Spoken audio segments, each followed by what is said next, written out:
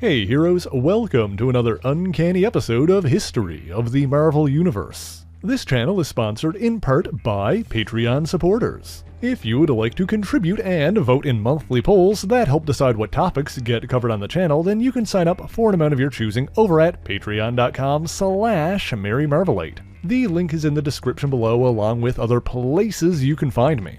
This week we begin our story on the planet Chandalar. Also known as the Eyrie, this is the throne world of the Shi'ar Empire. Now, we've talked about the Shi'ar race in my video about Gladiator and the Imperial Guard, so you can see that for more context, but for most of recorded history, theirs was the largest empire in the known universe. Avian by nature, ancient Shi'ar possessed feathered wings that allowed them to fly. However, in the distant past, they used genetic engineering to endow themselves with mammalian characteristics and make themselves physically stronger in the process. As such, modern Shi'ar are generally born without wings, but this was not the case for Kalsier Naramani, the firstborn of the Eyries' ruling magister. Possessing a pair of retractable wings that spanned 18 feet when protruding from her arms, Kalsier resembled her ancestors and thus was referred to as a genetic throwback.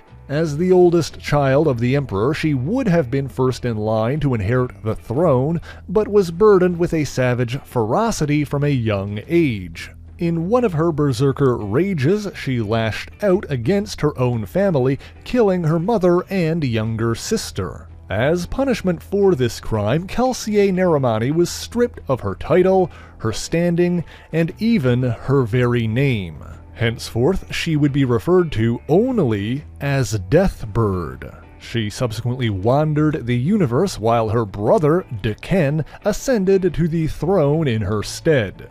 Deathbird's activities during this time are largely undocumented. She allegedly gave birth to 2 children, Blacklight and White Noise, but the details of their parentage is unconfirmed. Another member of the royal family, Shara Naramani, later known as Deathcry, was either Deathbird's daughter or niece. Again, the details are unclear. In any event, sometime after her exile, Deathbird found herself stranded on Earth with her starship in need of repair. Hoping to obtain the necessary parts, she joined forces with MODOK, the superintelligent leader of the subversive arms-dealing organization AIM. As a result of this partnership, Deathbird clashed with the half-alien superhero Carol Danvers, known at the time as Ms. Marvel. In their first battle, Deathbird believed herself victorious, although Danvers survived and escaped. In the midst of this, MODOK was attempting to regain full control of AIM, which had actually split into 2 separate factions. Ms. Marvel intervened and attempted to take down both him and Deathbird, but while Danvers and her avian opponent were evenly matched, the mad mastermind betrayed his alien ally to make his escape. When MODOK flew away aboard an ICBM rocket, Deathbird was caught in the blast and seemingly killed. However, she was far sturdier than a normal human and survived to challenge Danvers again. This time she proved that while her actions were often dictated by her savage nature, she still had a reverence for the Shi'ar Code of Honor. When innocent civilians were endangered by their battle, Deathbird aided Ms. Marvel long enough for her to save them. But the moment the non-combatants were out of harm's way, the alien warrior caught her opponent off guard. Lamenting her failure to obtain the parts she was after, Deathbird took her opportunity to flee. A later attempt at a similar theft was interrupted by the avenging archer Hawkeye. While not quite a physical match for his alien opponent, the human hero succeeded in trapping Deathbird long enough for the authorities to arrive. Despite this humiliation, she did ultimately succeed in escaping and finally leaving the planet. She learned that during her time on Earth, her brother, Emperor Deken, had been incapacitated during a conflict with the X-Men and a team of space pirates, the Starjammers. As a result, control of the Empire had passed to their youngest surviving sibling, Lilandra Naramani. Seeking to usurp the throne for herself, Deathbird allied herself with a treasonous member of the Shi'ar High Council, Lord Samedar. The two began plotting a conspiracy against Lilandra, drawing in members of the Imperial Guard. Deathbird also allied herself with a savage insectoid race, the Brood. With their aid, she succeeded in capturing Lilandra and her Earthborn consort, Professor Charles Xavier. Of course, those two were soon rescued by the X-Men and their spacefaring allies, the Starjammers. Samedar and his loyalists were subsequently arrested, but Deathbird herself escaped. Still aided by the Brood, she later returned and, this time, successfully usurped her sister's rule. She continued to consolidate her power until Gladiator and the Imperial Guard were basically forced to accept her as Empress. At some point, her supposed children, Blacklight and White Noise, were added to the Guard as well and served alongside its most elite members. I will note that her other potential daughter, Deathcry, has been described as a follower of Deathbird, but to my knowledge we've never actually seen the two interact. During her time as Empress, Deathbird also wished to steal the secrets of Galadorian Space Knight technology, but this scheme was ultimately thwarted. Lilandra, meanwhile, joined forces with the Starjammers to oppose her sister's tyranny. Fittingly enough, Carol Danvers was also a member of the team during this time, albeit under a different costumed identity, Binary. Lilandra and Deathbird soon clashed again while questing to find a legendary power called the Falcon. Deathbird tracked the energy source to Earth, and it soon became clear that the Falcon was simply another name for the cosmic Phoenix Force. During this time, the Force was wielded by Rachel Summers, another ally of the X-Men and a member of the UK-based superhero team Excalibur. Unsurprisingly, this all led to a conflict involving the Shi'ar Imperial Guard, the Starjammers, and Excalibur. Nonetheless, Deathbird abducted Rachel and very nearly claimed the power of the Phoenix for herself. However, the transfer process was interrupted by Lilandra, and an injured Deathbird was forced to flee. In the wake of this, the Phoenix was briefly transferred to Charles Xavier, who used it to fight alongside the Starjammers and inspire further rebellion against Deathbird's regime. Meanwhile, another group was also setting their sights on the Shi'ar throne, the War Skrulls, also known as the Host. Members of the shape-shifting Skrull race, these operatives possessed the rare ability to mimic powers as well as appearances. Sometime after the Phoenix Force left him, the War Skrulls abducted and impersonated Xavier. By connecting him to a machine called the Nexus Amplifier, they were able to duplicate even his immense telepathic powers. Although even while imprisoned, Xavier was able to reach out and mentally compel Deathbird to bring the X-Men to Chandelure, hoping they would expose this plot. However, by the time they arrived, his impersonator had already mentally enslaved both Lilandra and the Imperial Guard. The War Skrulls subsequently captured Deathbird and forced her to abdicate the throne, allowing Lilandra to become Empress once again.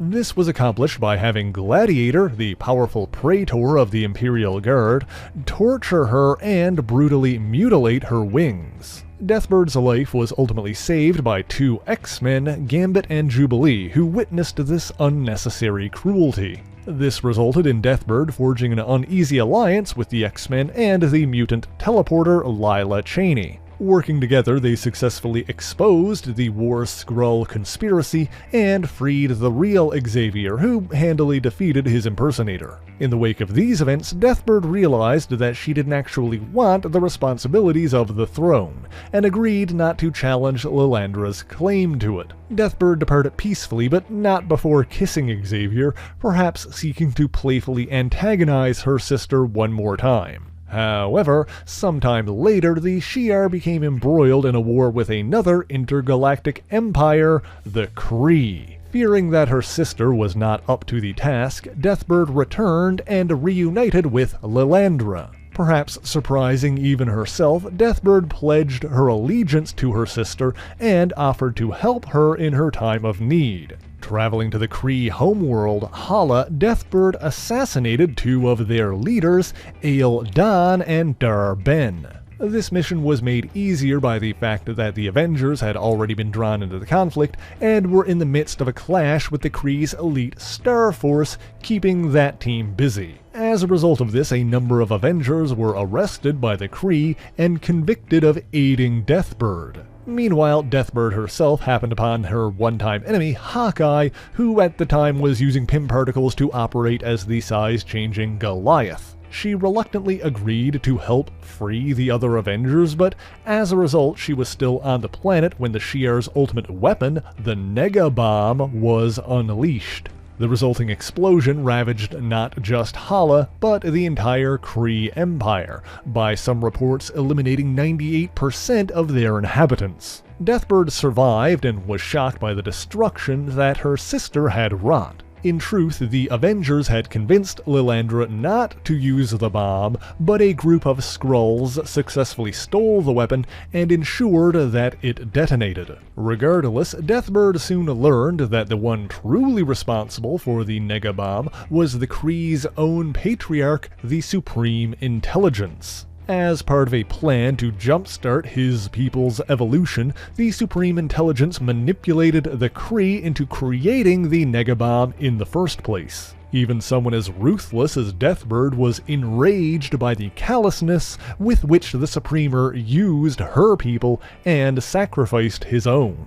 But in the aftermath of this conflict, the remnants of the Kree Empire was annexed by the Shi'ar. Deathbird was appointed the viceroy of the former Kree territory, with the remaining members of the Star Force serving directly under her. No longer an outcast from her own people, Deathbird was even able to recover from the grievous injuries that her wings had suffered, regaining the ability to soar through the sky. But the annexation of the Kree was not entirely bloodless, as there were those who rebelled against Shi'ar rule. Deathbird led the effort to crush a notable group of dissidents, the Kree Resistance Front, after one of their members attempted to assassinate her. Lilandra and the X-Men subsequently met the rebellion's leader, Maliki, and came to learn that the would-be killer was going against his orders. Maliki even helped stop a misguided attempt by another of his own people to destroy a Shi'ar Stargate.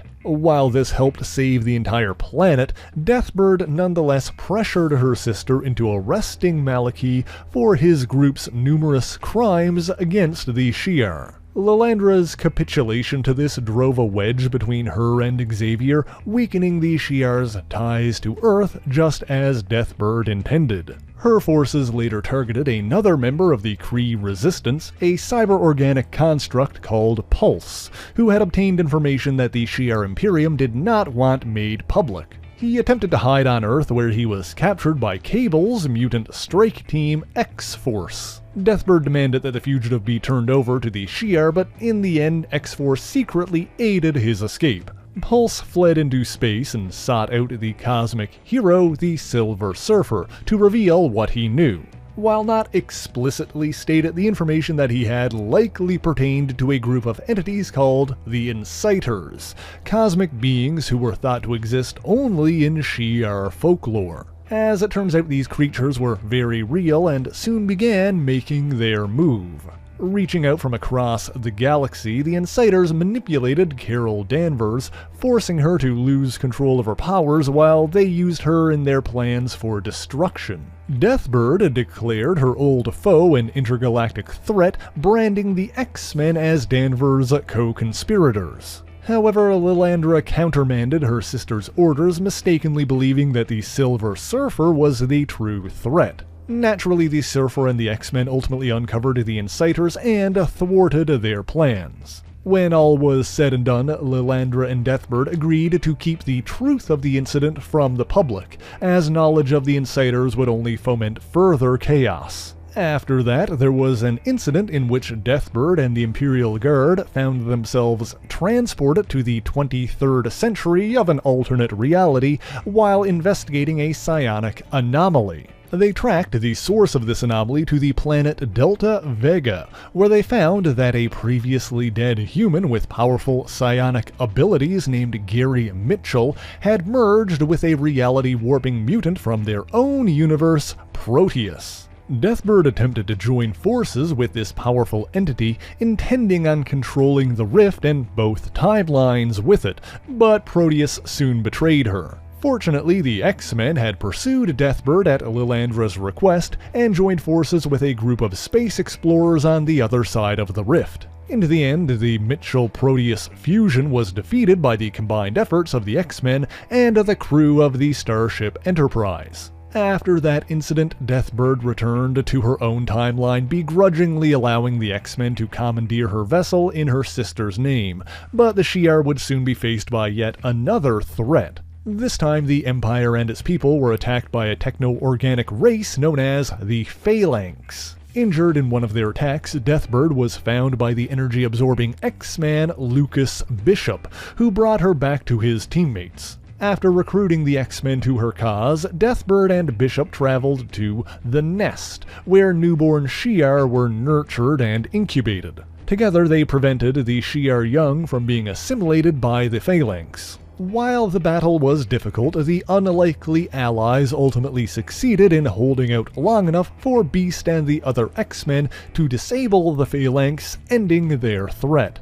And in the midst of this conflict, a mutual attraction slowly began to blossom between Bishop and Deathbird. This only grew when Deathbird agreed to accompany the X-Men back to Earth, ensuring their safe return. However, just as they were getting to know one another, their ship was suddenly caught in the wake of a much larger spacecraft. While the origins of this other vessel are unconfirmed, when its sheer mass caused the collapse of a Shi'ar Stargate, the smaller ship was ripped apart as well. Acting quickly, Deathbird teleported herself and Bishop to safety. But then she held him prisoner by claiming that he'd been injured in the explosion and using chemicals to keep him paralyzed. Perhaps growing tired of her station, she attempted to convince him to help her reclaim the throne once he recovered. Bishop feigned compliance, but when their ship was attacked by another alien threat, they were forced to crash land on an unnamed trader planet.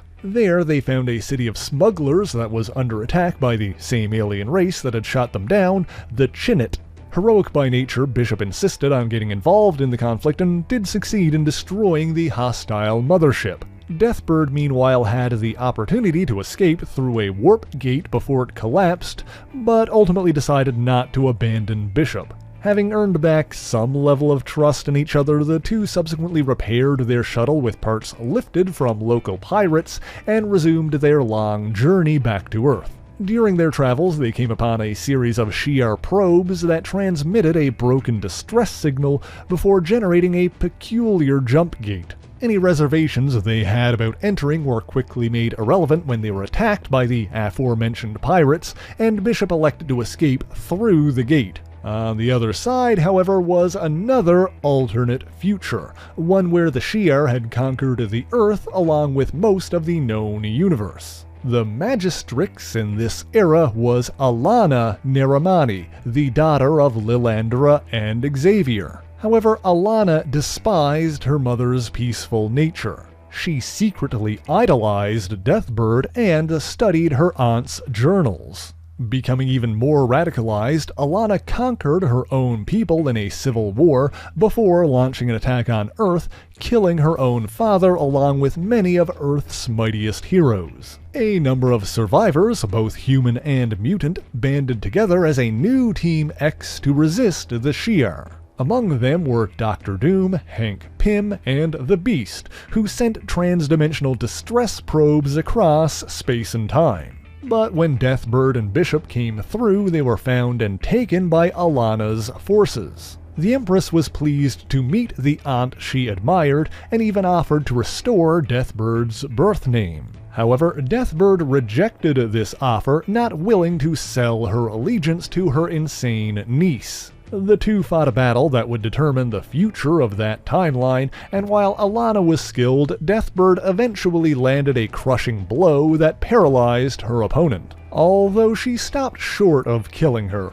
realizing that doing so would serve no real purpose as the battle was already over. This rare display of mercy earned her more respect from Bishop, and the two shared a kiss. Following this conflict, she bid farewell to her interdimensional kinsman and returned to her own dimension with Bishop rather than attempt to seize control for herself. They resumed their months-long journey back to Earth, during which Deathbird again offered for Bishop to help her build her power base, his disinterest driving a wedge between them once again.